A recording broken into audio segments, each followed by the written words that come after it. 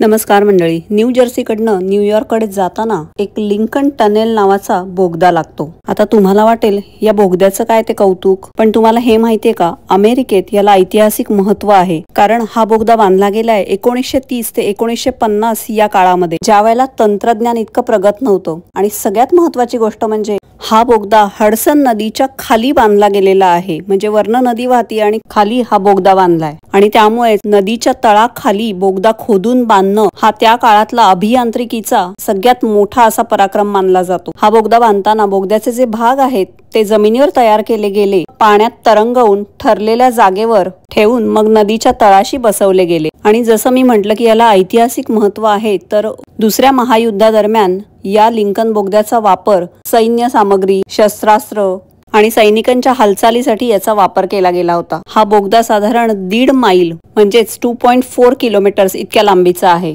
आणि नदीच्या तळाखाली सुमारे 97 फूट खोल आहे।